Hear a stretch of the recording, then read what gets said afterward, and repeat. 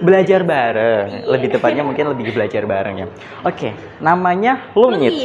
Oke, aku pengen nanya dulu nih, kenapa kok namanya Lumit ya? Filosofinya itu seperti apa itu? Istilahnya aku itu baru di genre karena baru tergabung 2022. Ternyata dengan konsistensi awal saya masuk di situ, awal nggak sengaja, BP Universitas Mulia Pekajangan Pekalongan. Jadi waktu itu ada event duta kampus yang diadakan oleh Pikma Sahabat. Di situ mendapatkan juara 1 walaupun pelajaran, baju sekolah gitu. Boleh. Bangunnya jam berapa? Bangunnya jam 5. Jam 5. Oke. Terus jam 5 itu ngapain aja? Itu jadi pengembangan diri kita sendiri. Kalau versi kamu biasanya apa? Apa ya? Self reward. Aku jajan sih, aku suka jajan. Jajan. Oke.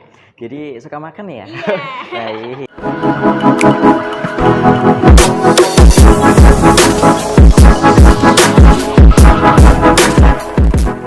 Ya, kata kuncinya adalah pembagian waktu sih, manajemen. Bagaimana kamu harus fokus, tapi kamu tanpa meninggalkan hal yang lain. Bisa diposisikan, ada bisa posisi 70-30. Kalau sekarang mungkin bisa menjalankan kampusnya juga, berarti aku harus berpikir, kalau mau fokus di duta genre, ya berarti 70-nya duta genre, 30-nya kampus. Tapi, ada risiko. Semua pengambilan keputusan itu pasti ada risiko. Iya. Pasti. Nah, risikonya kalau kita fokus di genre, kampusnya ditinggal, istilah di apa ya, gak intens ya, itu ya keilmuannya tertinggal, itu resiko. Tapi kalau kita bicara soal kesempatan, menurut aku cukup beruntung lagi, karena di sekian banyak remaja di Jawa Tengah, di Provinsi Jawa Tengah 35 kabupaten kota, aku dapat kesempatan untuk bisa ambil bagian menjadi delegasi satu pasang di Provinsi Jawa Tengah ke tingkat nasional. Itu menjadi rasa puas atau istilahnya bersyukur bagi diri aku sendiri.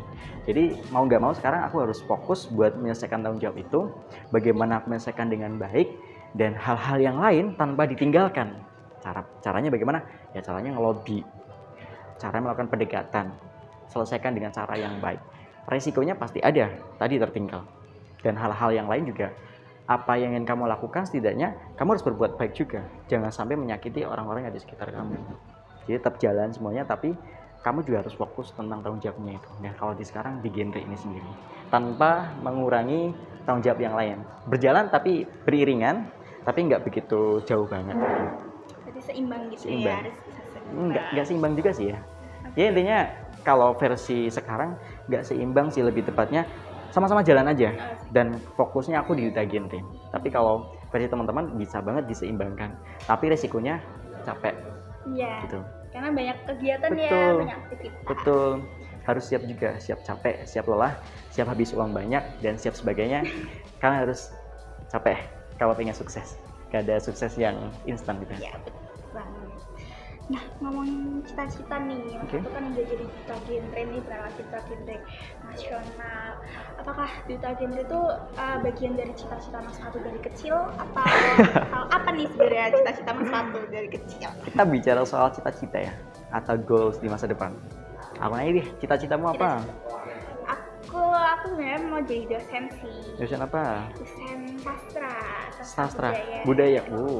Orang sastra itu lebih terperinci tau biasanya. Dia itu lebih objektif dibandingkan pengambilan pusat yang subjektif. Bener, itu relate banget. Wow, keren sih ya.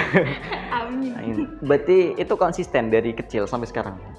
Atau berubah? Berubah sih, tapi kata ibu jadi pramugari aja. Pramugari? Ya, kapan tuh?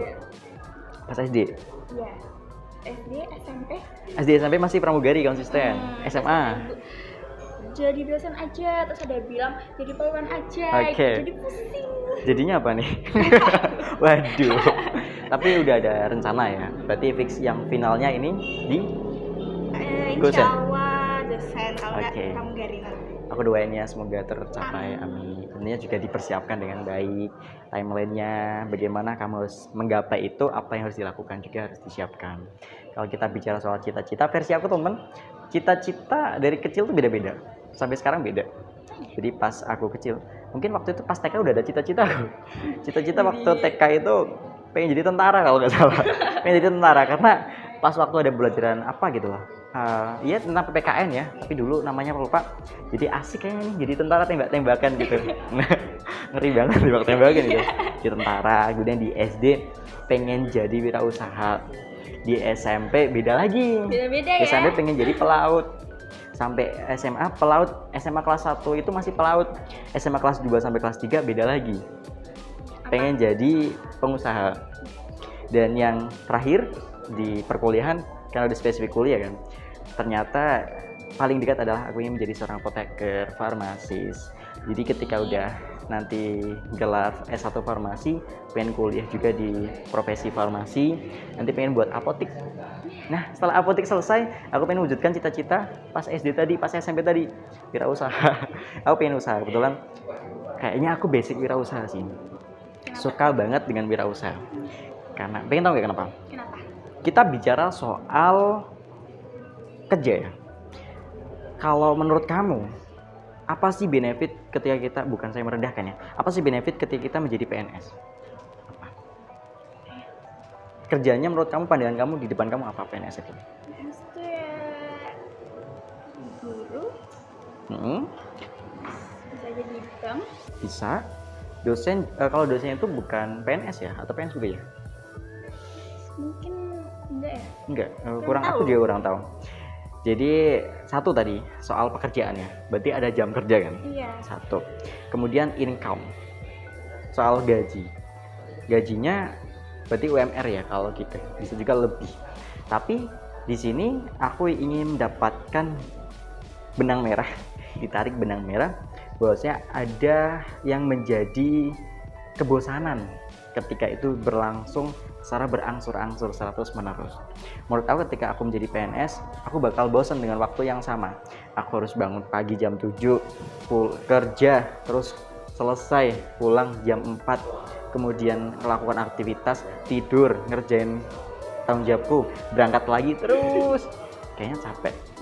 Tapi beda ketika kita punya basic wirausaha, di mana orang-orang yang punya cita-cita wirausaha atau dia ingin merucutkan masa depannya buat wirausaha, dia kan punya waktu yang bebas. Karena wirausaha kan yang punya bos istilahnya, yang punya usaha itu sendiri. Kalau bos biasanya bebas kan, kita mengekspresikan mau ke kerjaan jam berapa, kita mau gaji mereka, ya pasti kalau gaji itu tuntutan ya, wajib.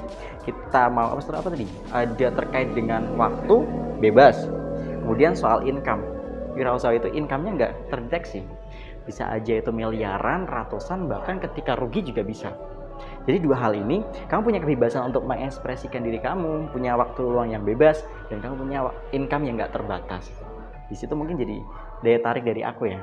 Dan selebihnya ya, setiap orang kan juga pengambilan putusnya beda-beda kan. Gak semua sama seperti aku, tapi aku juga mendukung dari tujuan kalian kok. Semangat. Cita-cita gitu. Balik lagi nih ke Duta Genre. Oke. Nah, sekarang tuh kan lagi marak-maraknya tentang perundungan ya. Bullying ya? Enggak. Tanggapan Mas Fatu sebagai Duta Genre itu gimana tentang perundungan? Oke. Yang marak. Kita ngobrol tentang bullying atau perundungan. Kita harus tahu juga bentuk bullying itu apa aja. Ada beberapa ya. Ada yang terkait dengan verbal, kemudian ada fisik, cyber. Kamu tahu nggak cyber itu gimana? Cyber itu kita menyamai di media sosial. Nah, contoh ya, head comment gitu ya. Ya, komen-komen yang jelek, kita menjelek-jelekan orang lain di depan atau di sosmed, dan jadi detail juga. Contoh ada yang secara verbal menyampaikan marah, kita kemudian mengejek berulang-ulang. Fisik juga ada yang mendorong, menabok, memukul juga bisa juga terkait dengan mendorong, memukul, apalagi menjewer, tapi itu dilakukan berulang-ulang. Itu bullying ya, dan itu dilakukan pada orang yang lemah. Nah, sebenarnya nggak boleh ya. Gimana sih seorang duta genre menanggapi itu? Miris banget. Tapi kita juga tidak bisa menyalahkan hal itu, karena itu ada di sekitar kita. Dan di Duta Genre, kita juga mengajak teman-teman bagaimana seorang remaja di sisi lain mereka punya kemampuan yang bisa dikembangkan, tapi mereka juga punya permasalahan. Salah satu permasalahannya adalah terkait dengan bullying. Aku punya program terkait dengan konseling card, bagaimana teman itu bisa konseling dengan permasalahan-permasalahan, bagaimana kita menyikapi bullying seperti apa, kita melakukan pendekatannya banyak juga, rumit. Ada ya paling basic ya, setiap teman itu heart to heart, hati ke hati. Ada peer to peer dengan teman sebaya. Contoh di sekarang kita ya, rumit usia 16 tahun, aku 21 tahun. Ya kita sebenarnya teman sebaya. nggak ada jarak di antara kita, nggak ada gap di antara kita. Jadi kalau mau ngobrol apapun masih masuk lah. Kita juga bagian dari gengsi kan. Nah itu juga satu pendekatan dari duta genre. Bagaimana duta genre tidak hanya berfokus tentang masalahnya aja, tentang masalah bullying itu gimana cara nyelesainnya, kayak gitu. Tapi kita juga harus fokus dua hal. Yang pertama si pelakunya, yang kedua si korban. Bagaimana cara kita melakukan dua hal ini? Tentunya si duta genre atau seorang duta genre ini tidak bisa menyelesaikan masalahnya sendiri. Kita juga perlu ada orang-orang ketiga, orang keempat dan sebagainya untuk berkolaborasi untuk menyelesaikan masalah itu. Kita menyediakan wadah, kita menyediakan pendekatan, kita juga mengevaluasi dari si pelaku. Jangan sampai pelaku itu melakukan kembali dan kayak semisal di instansi, sekolah ini juga penting buat menindaklanjuti ketegasan yang harus mereka lakukan. Karena pengambilan keputusan yang tidak tepat ya pasti akan berdampak buruk juga. Nah salah satunya di perilaku bullying sendiri. Nah perlu akan pendekatan, perlu kita sebagai seorang remaja itu agar mereka itu lebih mau bercerita dan mereka mau kembali lagi beraktivitas tanpa takut si korban ini membuli dia lagi. Dan dengan adanya rasa menguatkan pada mereka, ini jadi satu poin penting buat mereka untuk bisa mengambil aktivitas yang akan mereka lakukan kembali gitu. Jangan sampai kita menyalahkan mereka, jangan sampai kita mengintervensi mereka, tapi kita juga harus fokus terkait dengan solusinya seperti apa gitu. Seperti itu sih kalau dari duta genre pendekatannya. Pendekatan ya. Oke deh. Nah, balik lagi nih kayak di awal tentang duta genre dan persiapan masuk A1. Mengingat di Jawa Tengah itu persaingannya sangat ketat kan pastinya. Nah, ini persiapan Mas Fatu menuju ke nasional tuh gimana? Wow. Persiapan. Lagi balik ke kalau persiapan. Iya, kalau kita bicara soal tantangan, kita bicara soal pesaing yang kompetitif. Kalau kemarin di tingkat provinsi itu mereka ada delegasi terbaik dari kabupaten kotanya, iya kan? Iya. Tentunya nggak ada yang nggak bisa. Mereka udah bisa, pasti udah paham terkait dengan genre. Dan mereka juga punya program inovatif, bahkan didukung dari dinas atau orang-orang yang ada di sekitar mereka. Sebenarnya persiapannya mirip sih dengan yang di Provinsi Jawa Tengah. Cuman sekarang lebih fokus buat penajaman intervensi terkait dengan program kerjanya. Bagaimana kalau kemarin aku pikir satu program yang bisa terlaksana dan itu bisa melibatkan banyak orang. Tapi sekarang aku berpikir tentang program apa saja yang bisa melibatkan banyak orang dan bisa menyelesaikan masalah yang ada di wilayah itu dengan adanya inovasi kreativitas dari seorang remaja atau dari aku pribadi dan teman-teman forum genre dan PIK remaja. Dan di sini aku punya program namanya Genre Bagaskara. Apa itu? Genre Bagaskara itu diambil dari filosofi Jawa yang artinya itu matahari yang bersinar. Wah. Matahari yang bersinar. Jadi harapannya aku itu menjadi role model buat teman-teman, intinya menyinari permasalahan itu. Nah itu perumpamaan aja ya filosofi. Nah di dalam itu ada subprogramnya juga. Bagaimana sih aku fokusnya itu sebenarnya kemana dulu? Hitungkan dulu goalsnya kemana. Fokus aku sekarang di genre ini buat maju ke nasional, fokusnya terkait dengan inovasi program, pelibatan kemitraan, dan juga bagaimana cara menurunkan angka kasus stunting dan kesehatan mental pada remaja. Nah di sini aku udah punya inovasi-inovasi. Mungkin tak ceritain dulu. Ada program yang dari terkait dengan remaja, pranikah, pascanikah, interval. Dan kembali lagi ke remaja. Nah, kembali ke pranikah.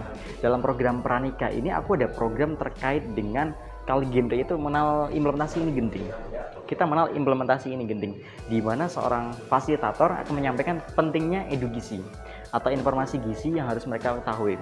Di dalam hal ini, seorang genre atau seorang remaja itu harus paham terkait dengan dirinya sendiri, bagaimana mereka tentang hidup manusia, mencintai diri sendiri, label makanan, makan apa yang mereka makan, anemia, bahkan stunting.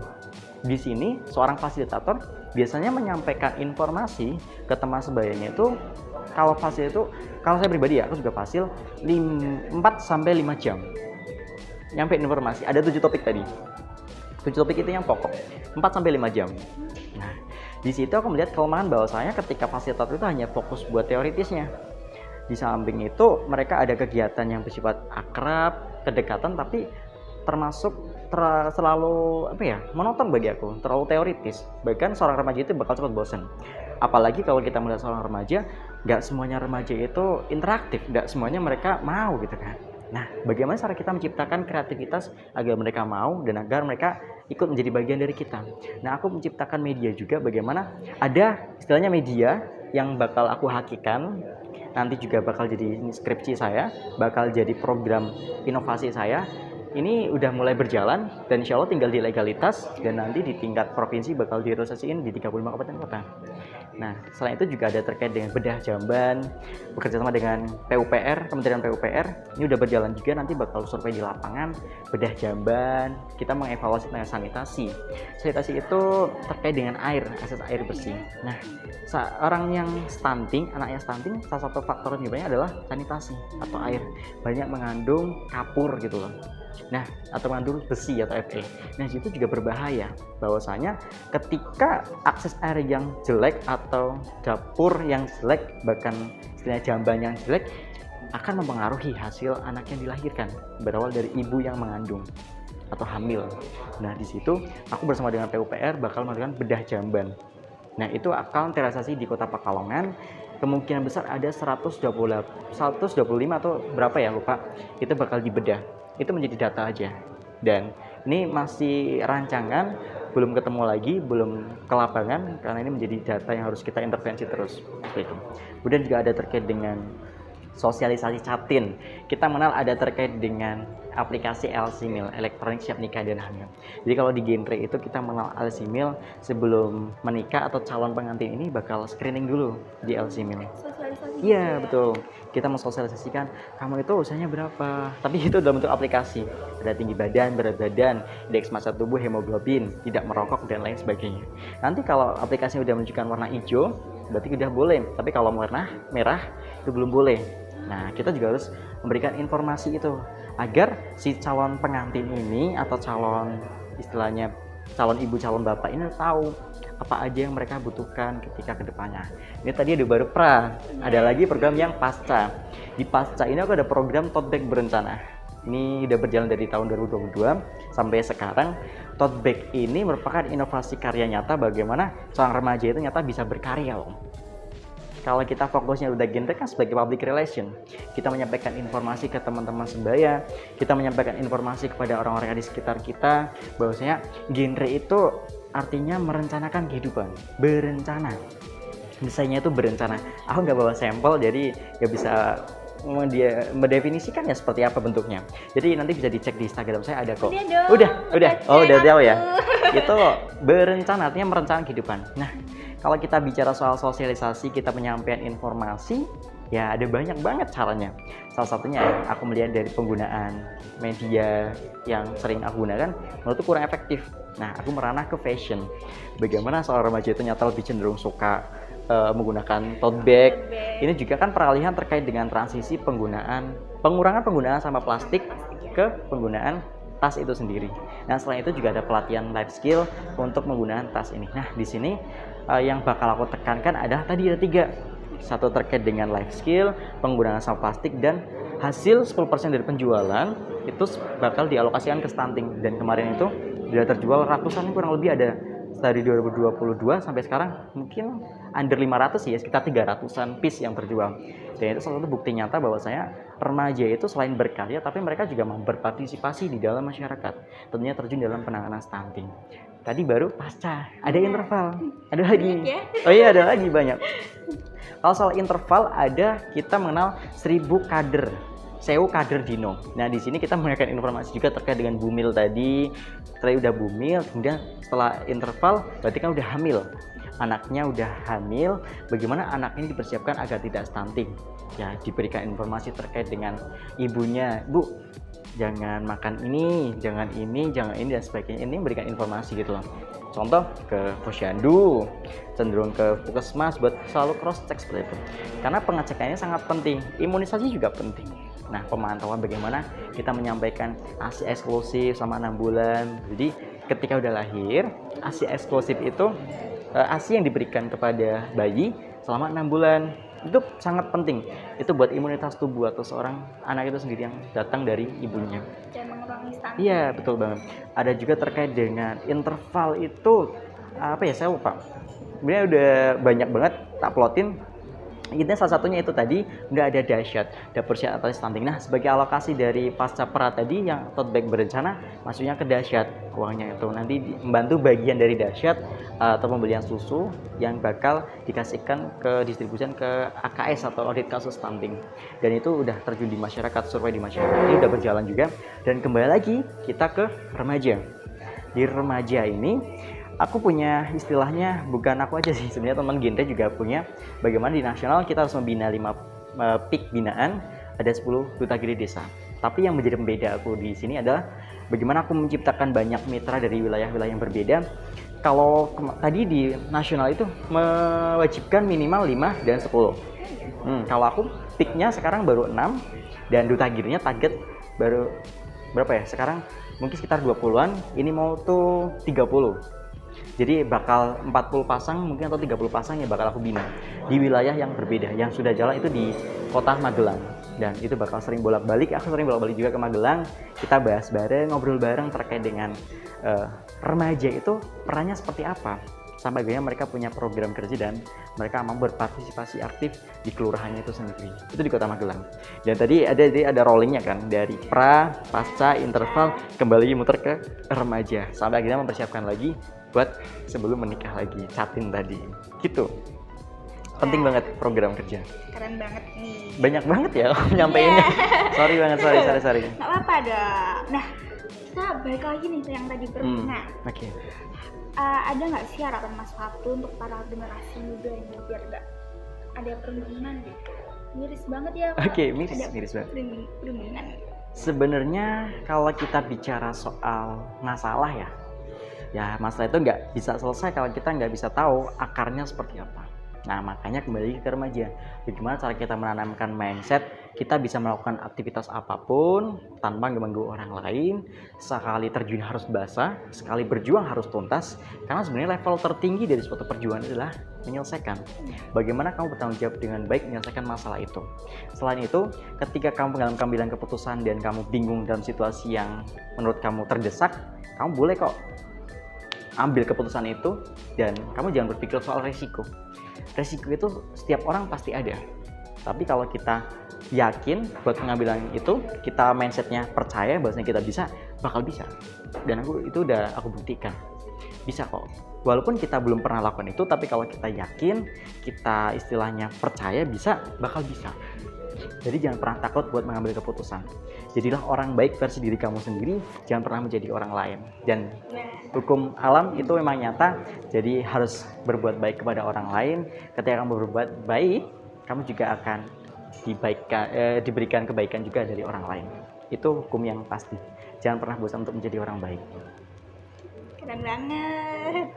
Nah, Mas Fatu, ada nggak nih yang mau disampaikan untuk generasi muda agar kita tuh bisa nih kayak Mas Fatu? Karena kan Mas Fatu benar-benar role model bagi para remaja, karena perjuangan Mas Fatu dan pencapaian Mas Fatu yang luar biasa.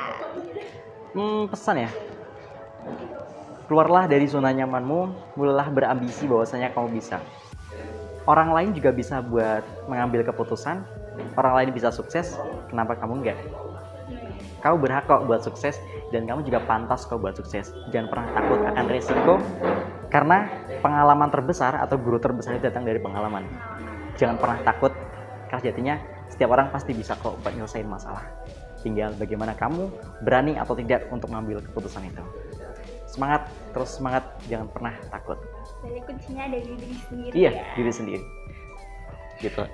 Oke, Mas Fatu, nggak kerasa mungkin udah lumayan lama ngobrolnya. Udah berapa hari ya kita ngobrol? Oke. Terima kasih banyak Mas Fatu sudah mau berbincang-bincang dengan Lungit. Sama-sama Lungit. Mas Fatu sukses selalu. Amin, kamu juga ya. Amin.